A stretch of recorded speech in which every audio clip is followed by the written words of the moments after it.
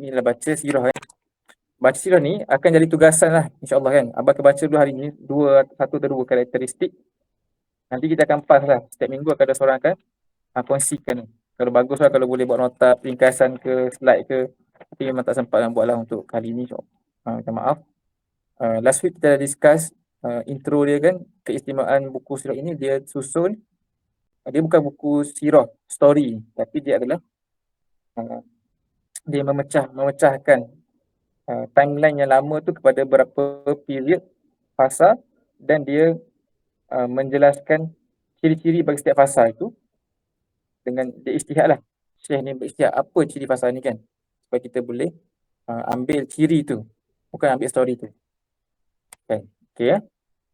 Jadi kita masuk period yang pertama, fasa yang pertama, iaitu yang dikatakan fasa ini nama dia adalah dakwah secara sembunyi-sembunyi dan merahsiakan struktur organisasi, ataupun bahasa Arab dipanggil Siryatul dakwah dan wasiryatul tanzim. Maksudnya apa? Dakwah ni secara siriah. Siriah ni sembunyi-sembunyi, secara rahsia-rahsia, dan dakwah itu secara sir.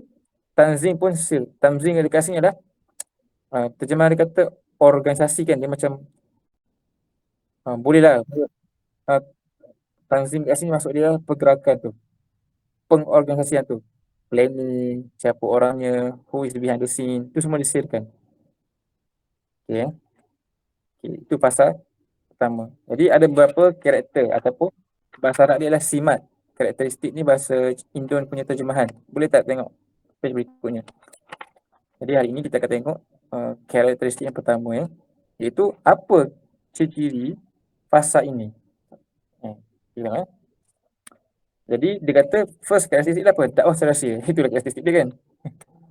First karakter dia adalah siryatul dakwah. Dakwah tu secara rahsia. So dia bawakan kat sini beberapa kisah lah nak menceritakan adanya elemen Nabi menyampaikan kisah secara rahsia pertama-tama kali tu kan. So dia bawakan dekat sini kisah Jibril datang kepada Rasulullah SAW di Gua Hira. Sampailah ni peristiwa semua kita tahu kan. Setelah Jibril datang kepada Rasulullah di Gua Hira, membacakan ayat Iqra bismi rabbikal ladzi khalaq, Nabi pulang ke rumah Khadijah dan beliau tinggal diam selama masa dikehendaki Allah tanpa memperoleh sesuatu pun. Dikatakan selepas wahyu pertama ini berlakulah satu senggang waktu yang lama. Ada banyak pandangan. Tempoh waktu bertenang tu lama ada yang kata kat sini 2 tahun, ada yang kata 2,5 tahun, ada yang kata 40 hari, dan ada yang kata 15 hari kan. Ada banyak pandangan daripada first wahyu sampailah nak turun wahyu berikutnya. Tapi kita nak cerita kat sini, kita bukan nak bincangkan apa yang betul kan. Yang pentingnya ada senggang waktu. Sampailah the next turun wahyunya ialah surah Al-Mudaththir. Dia nak cerita kat sini poin surah Al-Mudaththir tu, iaitu kalau surah turun wahyu pertama tu Nabi punya action mungkin dah tak agresif kan. Sebab dia baru berkenalan dengan Jibril, baru berkenalan dengan Allah SWT. Itu surah Al-Iqra, surah Al-Alaq tu. Surah Al-Alaq ni macam baru pelantikan Nabi sebagai Rasul dan baru bertaaruf dengan Allah SWT kan. Allah SWT jelaskan siapakah dia tu. Tapi the next message tu barulah surah menyampaikan message tu. Next surah apa? Ya ayyuhal muddaththir kan. Turun surah berikutnya. Kum fa'anzir wa rabbaka fakabbir wa thiyabaka fatahhir. Dengan dia kata dari peristiwa pertama di Gua Hira adalah peristiwa kenabian dan pewahyuan. Kemudian Allah merintahkannya di alam ayat ini, ayat Mudaththir ini, bangkit memberi peringatan kepada kaumnya dan mengajak mereka kepada Allah. Dalam ayat ini tak ada cerita pun dakwah tu secara rahsia. Betul tak? Faham ke?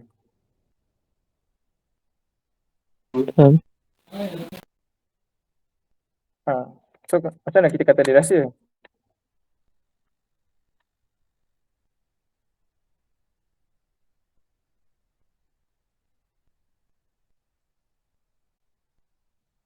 Kalau based on ayat ni, dia tak ada kata pun rahsia ke terbuka ke tertutup. Tapi nanti kita baca lagi ya.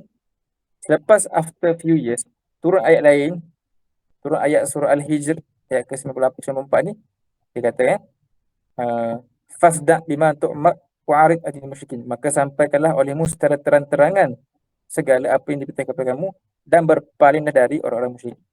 Jadi ayat ini macam, faham ke? Ayat ini kata sampaikan secara terang-terangan. Jadi para ulama sidah pun membuat kesimpulan. So sebelum turun ini dia adalah fasa pastilah. Ayat ini baru membuka kepada secara terang-terangan. Jadi uh, so Nabi SAW ni dia menyampaikan dakwah di period ini, di fasa ini, uh, beberapa tahun pertama itu dibuat secara rahsia-rahsia kan. Uh, dalilnya apa? Sebab dalilnya tak ada dalil pun rahsia sebenarnya. Yang ada dalil terbuka. So kesimpulannya adanya elemen kerahsiaan itu. Dan bila kaji sirah, tempoh rahsia itu selama 3 tahun. 3 tahun barulah turun ayat surah Al-Hijr, surah ke-15 ayat ke-94, fasda' bima tu'mar wa'ad 'anil musyrikin. Jadi dikatakan sini penyampaian Islam ni terang-terangan dilakukan setelah ada jaminan perlindungan Allah kepada Rasulnya dari gangguan orang-orang yang memperolok-olokkan. Jika hal tersebut diketahui oleh Rasulullah melalui wahyu, okeylah, habislah kita kan. Jadi kat sini nak kita apa? Macam mana Nabi tu dia tukar approach daripada rahsia kepada terbuka, iaitu bila adanya jaminan perlindungan daripada Allah Ta'ala. Maksudnya jaminan macam mana? Jaminan in terms of keadaan itu sesuai untuk dia membuka, mengiklankan secara terbuka, sebab Allah memberi jaminan ini melalui bantuan orang beriman kan. So maksudnya zaman di keadaan itu, pada fasa itu Nabi telah ada bilangan ataupun kekuatan ataupun individu-individu para sahabat yang memadai untuk dia bukalah mesej itu secara terbuka. Okey, itu karakteristik pertama, dia buat secara rahsia. Kenapa kita belajar benda ni kan? Okay. Dia pentingnya kita nak tengok benda ni, nak relate dengan diri kita. Jadi soalan kan, dekat kita masing-masing lah nak cerita tentang Islam, ada lagi tak keperluan kita nak merahsiakan?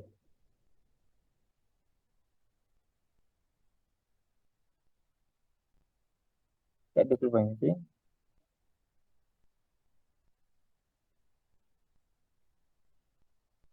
Yang lain pandangan.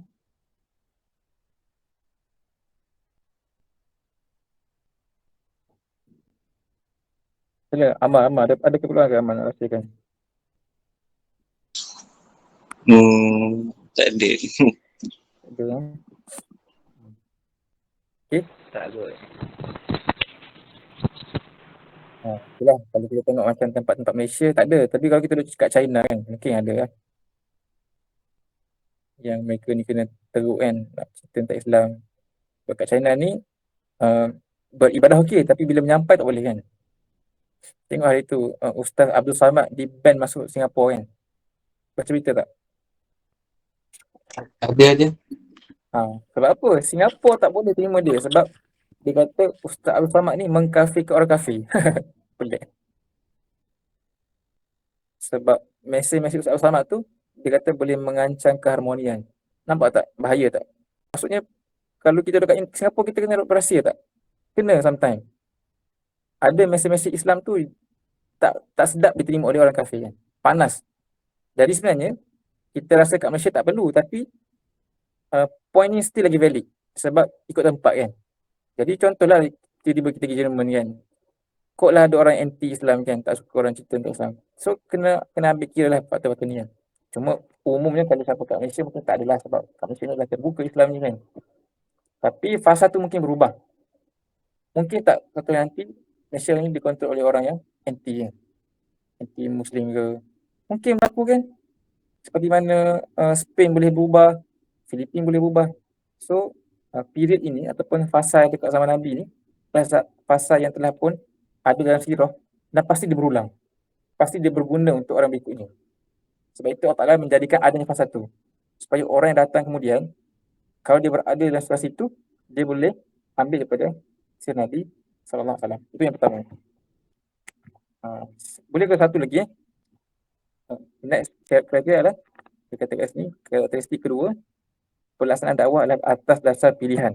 Dia kata kat sini, dakwah tak lakukan secara terbuka di pertemuan-pertemuan dan majlis-majlis umum, tetapi lakukan berdasarkan pilihan peribadi dan tentang karakteristik mad'u yang nak didakwahinya. Poin ini penting ni. Di fasa awal Nabi ni dia memilih. Kat sini kita dapatkan dalil sebenarnya ataupun fake kan, kefahaman kenapa kita ni ada selection kan. Bukan sebab Islam tu eksklusif tak. Apa dalil Islam tu untuk semua orang?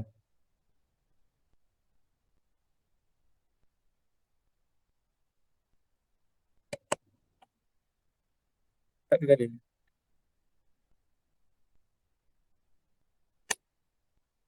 Al-Maidah ayat 3. Ada bunyi sana.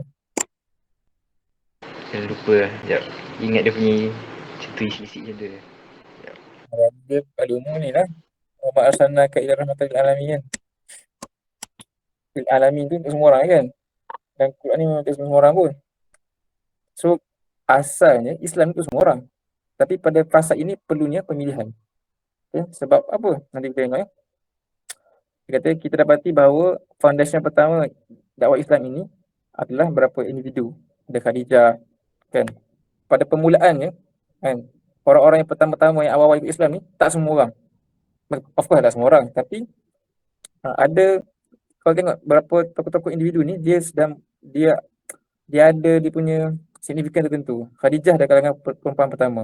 Ada Abu Bakar, ada Ali dalam kalangan saudara terdekat dia kan. Ada Zaid yang masih budak. Tu yang pertama lah. Kita dapati Nabi ni dia select orang terdekat, dalam kalangan wanita seorang, ada budak seorang, ada hamba kan. Tak semua orang yang terima. Atas dasar pilihan lah. Apa ada selection kan yang terbaik, yang based on peribadi-peribadi, pilihan peribadi lain tentang karakteristik pada umum. Maksudnya Nabi memilih apa yang ada pada orang tu yang menyebabkan kita select dia dulu. So memilih ni bila nak cerita tentang Islam kan, kita pilih. Dalam zaman kita tak pilih. Kita pilih bila kita nak mentarbiyah dia kan. Tapi kita offer kat semua, lepas tu kita pilih kan. So memilih tu tak salah lah. Bukan sebab kita eksklusif. Tapi kita ada sebab-sebab tertentu kita milih kan.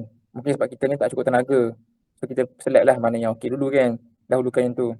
Sebab ini adalah sirah punya approach. Nabi memilih. Kita tengok macam mana dia sebut kat sini. Ketika Abu Bakar memulai berdakwah, ia memilih mad'unnya sendiri. Memilih mad'un ni orang yang dia nak dakwahi lah. Dia kata kat sini, berkata Ibn Ishaq. Ibn Ishaq ni adalah seorang tokoh sirah. Dia kata kemudian Abu Bakar bin Abu Quhafah masuk Islam.